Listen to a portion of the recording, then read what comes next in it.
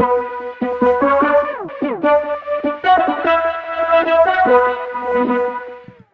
everybody. Hey, y'all. Welcome back to another fantastic edition of the His and Her Money Show. I'm And Talent. I'm Ty. And this is His and Her Money, where we make it our business to help you take dominion That's right. over your money and your life. And we're going to do that life Hey. thing today, man. We have two very special guests waiting in the wings because y'all know we about that money, but we also about that marriage. What's the We point of are. having that money if your marriage ain't That's on right. point, huh? And so we have some guests that are here to share their story, their expertise, none other than DJ Envy and his wonderful wife, Gia, are here because they have written a fantastic new book called Real Life, Real Love. And they're here to talk about Yes. their journey and the principles Pretty that good. we all can use to help us on our journeys and our marriages. So let's not delay this any further. Let's get them on the Casey crew, as they're also known, to help us get stronger in our relationships.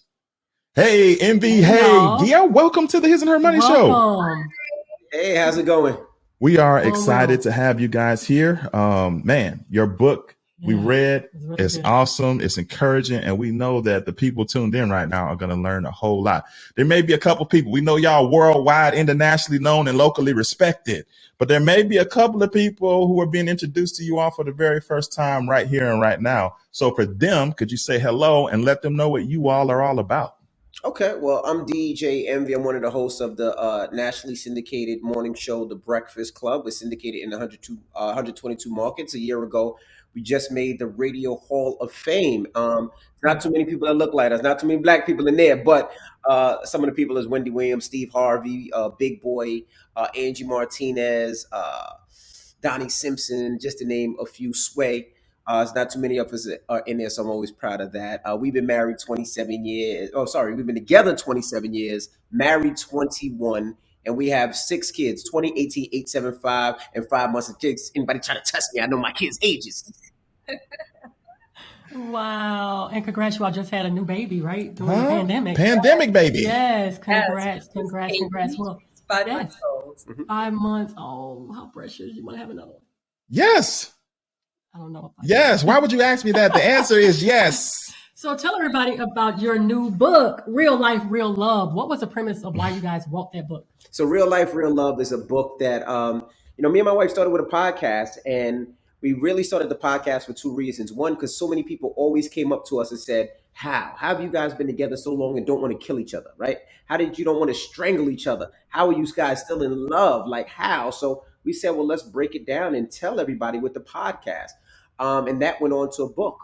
And, it's kind of like a reference point or a help guide to help people in relationships, maybe not in relationships, what to do, what not to do, what worked for us, what didn't work for us, to try to help people. Like I tell everybody all the time, when I'm out with the fellas and we watching the game, we could talk about so many different things, right? We'll talk about, the new sneakers coming out, or who's the better basketball player, LeBron or Jordan. But do we ever get a chance to be like, yo, T, my girl is bugging. She's arguing about this. What do you think? We don't ever do that. And if we do, it's very slim and it's not that much. So we wanted to do it so we can start those conversations where it doesn't seem odd to ask you about, hey, what's going on in my relationship? God bless you. Or what's going on in your relationship? And we can have those conversations because something that you're going through might be able to help me in my relationship. And something that I'm going through could possibly help you in your relationship. Yeah. Sure. Y'all have been building something great for a long time. I'm an old school hip hop fan, so I know the music side of the journey, but even beyond that, going through the pages of your book and even listening to your podcast, and we saw a special you all did on TV One that was really insightful as well. And so just knowing the background is super dope because everybody has a beginning. Mm-hmm. Everybody can look at you guys right now and just assume that it's been smooth. We can just look at Envy's car collection and be like, yeah, it's always been on point, right? But looking back, this thing started when you guys were teenagers, and just how you all have had the ups and downs over the years to get to this point. And one of the things that jumped out for me as I was looking through you all's book was how much fire Gia gave you, Envy, in the early days. You talked about how you were in her truck and she was helping you get to the record stores to try to convince the owners to put your music in there, and just that could not have been easy. We see the outcome, We see where you all are sitting right now, but I want to go back to the beginning because there's a lot of married couples right now. And there's a lot of ambitious ones. Y'all were young and ambitious, but y'all also had to keep out a lot of white noise about people telling you all how you all should build this thing that you all were building. So take us back to the beginning and how you all synergized as a team and played to each other's strengths way back to even lay a foundation that you all later built upon. Yeah, I think it all started from being friends. I didn't know I was going to be DJ Envy. I didn't know what I wanted to do. All I know was I was in high school and I seen this beautiful girl that I wanted to get to know. And when she finally accepted me, asking her out, because she told me no about 36,000 times, but the 36,001 time, she finally said yes. And, we went out and we had a great time and we became friends, And then when you become friends and it's genuine and it's pure, there are no responsibilities. We didn't care about bills back then, So she was like, well, what do you want to do? And I told her. And then, I told her, she told me what she wanted to do. And we said, let's build on that. And, we went to school and we started to build on that. And she became my security, my manager, my driver, my everything. And it started from there. In the early parts, she was making the money. It was her Cadillac Escalade that we were driving in. She was buying me Concord needles and Technique 1200. She was supporting me, not knowing where it was going to end. Like, nobody was really successful being a DJ back then like this. It was just a hobby that we said, hey, this is new territory, new category. Let's try. And she was my friend that supported me as well as my lover and everything else. But it just came from a place of she loved me and she was like, I just want to support him and love upon him. Yeah. Can you talk about that a little bit about our story? I think I supported you as well for a long time. This is not about us right now. And we share our story here on the His and Her Money Show as well, too. Can you talk about why did you believe in him in the beginning? Why did you go so hard? Why did you support him the way that you did without seeing what he was going to become? Well, the long and short of it is that I supported him because I loved him. And you have to think, we were together since I was 15 and he was 16. So I didn't have a mind's eye about the future and where I wanted to be and what kind of house I wanted to live in and what kind of cars I wanted to drive and what kind of clothes that my children were going to wear. Those weren't something that was ever on my mind. It was about living in the moments, living in the now, and just putting one foot in front of the other and seeing where that got us. I wasn't worried about whether Rashawn was going to be able to provide for me or for a family. And to be honest, I wasn't raised to even consider that. I was raised to kick ass on my own. So while he was following his dreams, I was following mine. And I thought that we would come together and be great, and not be great because we were successful financially, but be great because we were successful because we did what we intended to do. Because that's really what true happiness is, right? A lot of people go out and they make a lot of money, but they hate what they do every single day. And that is sad because I wouldn't trade one for the other. I would prefer to be happy regardless of what I was making. So that was always the goal. I just wanted him to feel secure. I wanted him to feel supported, which would turn into his own personal happiness, which would spill over into our collective happiness. That was the only thing that was ever on my mind. I knew that there were a lot of naysayers, and I knew that he would be an underdog, especially like he said, it was relative like uncharted territory. Like there was your DJ SNS and your DJ Clue, and there were successful DJs, but at the time nothing like what he's accomplished now. Now everybody else, everyone has grown in their success, but there was no mind's eye to say, okay, this is where we're going to end up. I just wanted him to feel secure that he could do anything, because the truth is a lot of people are inhibited or they're hampered to chase their dream because they don't have people that believe in them.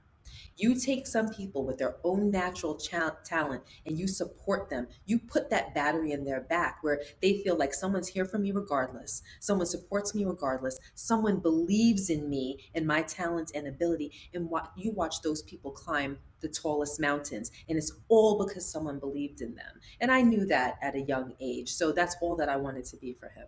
Legal & General America is the leader in low-cost term life insurance. For nearly 70 years, Legal in General America has been providing financial protection to over 1.3 million families and businesses. LGA makes understanding and applying for life insurance easy. You can get a free quote by simply going to hisandhermoney.com/LGA. Yeah, super dope. And to that point, you all talked about how huge communication is. And there had to be a lot of communication right there for that, because you said that what you're trying to build hasn't really been built before.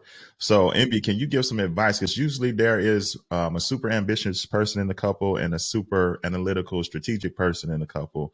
So what would be your advice on how to articulate the vision, right? You were articulating the vision of something that was super rare or didn't exist at all.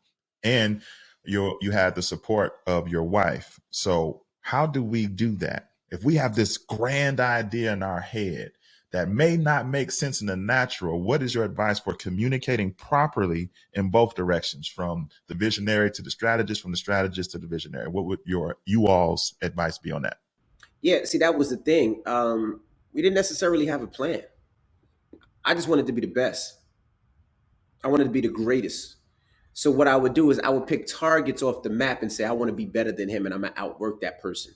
Whether it was radio, whether it was club, whether it was mixtapes, whatever it was, I put the work in. It's kind of like a basketball player. Somebody says they want to be the best, and then somebody's going to train every day to be the best. I was the one that was going to train every day to be the best. And luckily I had a spouse, a woman, my wife, that was there with me. When I was practicing in the basement making beats and practicing cutting and practicing doing blends, she was on the couch right there with me. I had that support. We didn't know where we would go. We didn't know what was going to happen. We were just following God and following our dream. We could have tried this and then, it went to nothing. We could have been like Blockbuster. Like, hey, we put all our eggs in Blockbuster and then Netflix comes and takes us away. Like, we honestly did not know, but we did pivot. So, mixtapes was the thing that was my first success when we were making some good money. And then when mixtapes started to phase out, a lot of DJs who were doing mixtapes didn't pivot. They didn't see it happening. They didn't see the writing on the wall. I pivoted into radio. When I pivoted into radio, I started doing mix show. That was great. But then we pivoted again. I pivoted to not just being a DJ, to learn how to speak on the radio, to learn how to talk, to learn how to do an interview, to learn how to do a tease break. Yeah, hey, coming up next, give us a call, 800-585-1051. We got them Justin Bieber tickets coming up in a little bit. And also, did you hear Future's new song? Well, that'll be in 5 minutes. We'll see you back. I'm DJ Envy, Power 105. I had to learn that. I had to practice that. I had to be up night in the mirror looking at myself. I had to act like Gia was Oprah. I had to act like Gia was Halle Berry and Jennifer Lopez doing interviews. Like, hey, Halle, your new movie's coming out. It's Monster. There's a naked scene in that. Was it odd to do that in front of me? Like, we had to do that role play so I can practice. Most people had no idea, but that's what we did. She was my Halle Berry. She was my Jennifer Lopez. She was my Jay-Z. She was my, when I did those interviews. She was Barack Obama. She played those parts. And that was my practice. But we had no idea. And from pivoting to on air to pivoting to the Breakfast Club, like, these were the parts that we had to take. I'm not going to sit here and say we planned this all out like this and it was a perfect plan. We had no idea. We just knew that hard work a lot of times will pay you off better than talent when talent doesn't work. Right.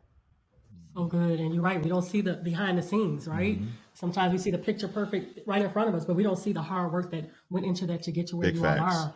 Talk about, you all have, was it 5 children or 6? I couldn't remember. 6. Pandemic made it 6. Love that. Love that. So talk about the importance of family, but in your book, you talk about the importance of having a family mission statement. Talk about that, because some people haven't heard of that. Yeah, that's pretty dope. Hearing about that for the first time. A lot of people are very psyched about the idea of having a family. I'm going to get married. We're going to have a family.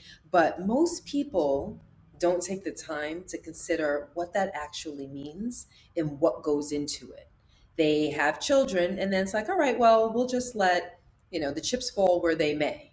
And we'll deal with each individual problem as they come along. And it's kind of like you learn as you go. And I understand that. It's a natural thing to do. But for us, we want to be a lot more proactive about the idea of having family. We sit down and we discuss what we want for our family, how we want to raise our children, what that's supposed to look like. So we decided that we were going to have a family mission statement where it wasn't just us. We brought our children into it. And we all sat down collectively, even the littles, even, at the time, my 3/4-year-old. And we talked about, what does family mean? Who do we want to be? What do we want to identify as when it comes to family? What do we want to exhibit in our behaviors that when people from the outside observe us, that they'll walk away with? What will they be able to say about our family? And for us, part of it is fun, faith, and respect. Those things are very important to us. We respect our children respect us. We keep God at the pinnacle of our relationship, because through following God, who represents goodness, our steps will be guided in goodness. And through that, we will honor each other and we will honor our children, because your steps are paved for you, because your intention is always to do the right thing. And it can't be lost on families to always have fun together. Like the title of our book, The Magic That Holds Us Together. Our home is magical. It is truly magical.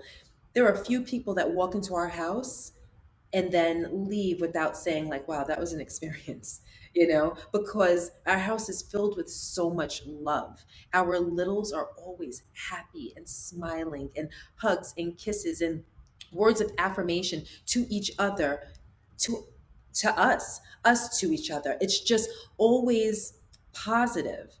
Always. I mean, not to say that it's without problems. I'm not saying that it's a perfect household, not by any stretch of the imagination, but the goal is always to have fun. We're always laughing, joking, lifting each other up, doing things. And born out of that is an active love. I can love you and say that I love you, but in our home, it's acted out, it's demonstrative. We demonstrate it to one another. So a lot of that is rooted in our family mission statement, which again, it's intentional, it's deliberate, it's something that we put in writing, that because it's articulated, our children and us, because sometimes we need it too, even as grown ass adults. Sometimes, your knee-jerk reaction is to do something negative or to react negatively. If that happens with adults, imagine how that plays out for a child, someone who's inexperienced and not as mindful as but that family mission statement kind of makes you go back. Because it's written, you go back and you say to yourself, oh, hold on a minute. It's like your written sense of conscience, like, okay, I have to check myself, because that's not who we say that we want to be. And it's kind of like, when you know better, you're more inclined to do better. And that's kind of our way of putting on paper that we know better. It's beautiful. Yeah, it's good While advice. you were talking, it made me think, you can't control the outside, but the inside of your home, you can create an atmosphere of love, fun, and faith. I love that. Absolutely, you can. Even when things are going bad, there are families who are struggling in all types of ways. Families that have struggled through COVID, illnesses, deaths, heartbreaks. There are families that struggle financially. There are relationships that are suffering. But at the end of the day, we really, as human beings, we have to realize and we have to own the fact that we have a certain amount of control over our lives and how we react to things. And I would love for people to begin to tap into that so that they can exhibit that control. And at the very least, you can to some degree control what happens within your home. Yeah, good stuff, man. Y'all sound like y'all know what y'all talking about, man. I appreciate y'all. Yo, one of the things that jumped out to me. You earned it. Right, you earned it. That's right. right. One of the things that jumped out in the pages of Real Life, Real Love, Envy, you said that everybody needs to ask themselves this question and inform their decisions based on the answer to this question. If your spouse or if your partner never changed, can you still see yourself building a life with them? Why do we need to ask that? And how do we proceed after we answer that question? Well, I think, you're talking about the 25 questions before getting married. You need to ask yourself, make sure your spouse asks herself that question or himself that question to make sure you guys are on the same page. And I feel like a lot of those questions that we ask is we have to understand that, right? Because when you first meet somebody and you first go out, you're in the honeymoon stage, right? Everything is lovey-dovey, right? If somebody farts, oh my gosh, they're so cute, right? That's the lovey-dovey stage. The guy pees on the toilet seat. Oh my gosh, I help you, right? But then it gets to the point where you got to get to where it gets real, and you have to understand. When you talk about if my partner changes and necessarily doesn't change for what you think is the better, what you evolves to a better place, is that going to be a problem? Are you still going to want to stand in that? Are you going to help him move to a position that is better? Will you be moving in different directions? And if you move in different directions, are you okay with that? And those are some of the questions that we tell people to ask each other when you get to that position. Another question from the 25 question is love. Do you know the true definition of love? Do you guys have similar definitions when you talk to love? Even when you're talking about faith, do you believe in similar faiths? And how that affects the relationship. Same thing. The name of your show is the His and Her Money Show. How is your both relationships with money? Which is so important. Which is the most important thing. How do you both deal with money? Those are things that affect a relationship that a lot of people don't necessarily talk because they're so used to, hey baby, your fart is so cute, where sometimes we talk about the surface and not the deep down questions. And as you both are well aware, financial difficulties and lack of being on the same financial page with your partner is the leading cause of divorce in our country, likely around the world. So, yes, do we have the same relationship with money? Because if I'm a spender and you're a saver, we look at what we earn differently. I may say, okay, money is for having fun and enjoying life, with the notion of, everyone's always heard, well, you can't take it with you. So you might as well, enjoy it while you got it. And you could be married to a saver who says, yeah, we're young and we're doing well now, but what about in 20 years when we have to retire? When are we going to start thinking about that? Where's that money going to come from? And especially if you don't have a job that's giving you a 401k, or as he talks about before, benefits, a job with a hat, things of that nature. You have a person who may be looking at it with a more critical and responsible eye. Now, if you keep butting heads when it comes to money, we have a significant problem, because as you peel back the layers, the thought process that goes behind it is, well, I work hard. Yes, I'm your wife, but you're not going to tell me what I'm going to do with the money that I earn every day, because I'm grown. So maybe we should have separate finances. And when that's the case, then there's distrust, there's lack of unity, there's selfishness. You're indirectly saying that no, we cannot reach an understanding and come together as one and make decisions when we do have a difference of opinion. So it leads to so many other things that are being said underneath the surface. So yes, that is a question that has to be answered. Two people who are living separately while they're engaged or while they're dating, a lot of times they don't think about how we're going to come together and make it work, and that can break a relationship. Man, good stuff. Before we let you guys get out of here, let everybody know about what they will find when they pick up their copy of Real Life, Real Love, and where they can go and do that. All right. First of all, you can go to Barnes and Nobles, Amazon, or anywhere you buy books, also Audible. And this is just a reference pointing. This is the instruction manual I didn't have as a kid. Yes. This is the instruction manual I didn't have as a teenager. This is the instruction manual I didn't have when I started dating Gia. This is that instruction manual. You see a little bit of everything in this book, and hopefully you'll get some lessons. You'll hear some heartache. You'll understand some things that you possibly can do to help your relationship and things not to do. We didn't want to make it one of those books where everything's is all hunky dory and everything's all It would great. be worthless. But because that's not life. That's not life. That's not our relationship. We're at a way better place than we were before, but it took us a journey to get there. So you understand the journey. So hopefully you have a reference point to help you in your journey. Yes. We wanted to, I feel as though we have an obligation, because so many people don't do it. The masses, they paint a picture and they put it out, and that's how they want to be perceived. But you don't get to see what's behind that picture. Most people don't want to share their failures. They don't want to show their mistakes or their missteps. They just want you to see life as perfect. Pretty little pictures, pretty little stories. I'm flying here. I'm on this vacation. My beautiful outfit, my beautiful family. And yes, we have pictures like that. But at the same time, we don't want those pictures to cause people to misinterpret what life really is, because those pictures are only a moment in time. Mhm. And the truth is, when we go through our social media feeds, inadvertently and subconsciously, we tend to measure our lives as it compares to other people's lives. Oh, this person is 30 years old and they're at this point and they're doing this and they're earning this type of money and they're experiencing this type of happiness. I'm 30 years old and I haven't even began to open those doors. I feel like a failure. Oh, this person is 26 and they're in this loving relationship and they're starting to plan to have a family. Oh, they just had a baby. Oh, they're buying their first house. I'm the same age and I couldn't tell you the first step as far as buying a house. Those are just examples as how people compare themselves to what they see as the norm. So when it comes to relationships, which is why we did our podcast, why we wrote the book, Mhm.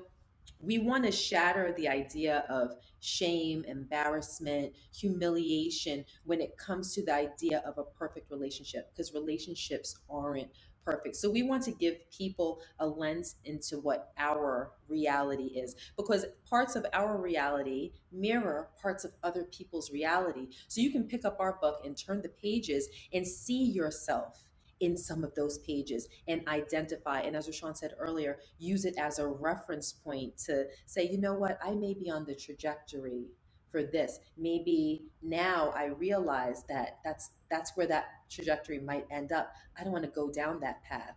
We want to be influential because, like I said earlier, we've earned it. We've gone through things. We have things to share. Our words are powerful because we have suffered and we have had great happinesses. We have experienced some of the best of what life has to offer, but we've also gone through a suicide attempt. We've also gone through infidelity. We've also gone through issues with sex and things like that earlier on in our relationship. We've pretty much have had experiences to run the gamut. So we wanted for people to be able to see that so that they can say, I'm not so far off the mark after all. Here goes a family that looks a certain way. I relate to them. And not only do we provide those stories, but now there are lists, there are questions, there are tips to help you ascertain what's going on in your life and make the best out of it. Change decisions that you may have the potential to make. Change your reality, do better, expect better, become accountable in your relationship. We want to give something for people to say, okay, I see relationships a different way. I see self a different way. And because of that, I want to improve. So essentially, you asked, what do we want people to walk away with as they turn the pages? We want to improve lives and relationships. Good stuff. Again, the name of the book is Real Life, Real Love. DJ Envy. We'll have Yeah. the links in the show notes as well. Well, we'll have it down below. Thank y'all Okay, so cool. much for making time out of your busy schedule to share this with our audience. Thank you. Thank you for having Thank you so us. much. Thank you so much. There you have it, ladies and gentlemen. Another edition of the His and Her Money Show is in the books. That's right. They were so real, so raw, so honest. Facts. They weren't trying to make this picture perfect marriage. They were really sharing in their book their failures, their triumphs, the ups and the downs. So definitely grab a copy of their book. Again, don't forget to share this video or podcast if you're listening to it over on in any of the podcast outlets with your family and your friends. All right. That's all we got for this time, guys. It's been great. Until next time. Peace. Bye, y'all.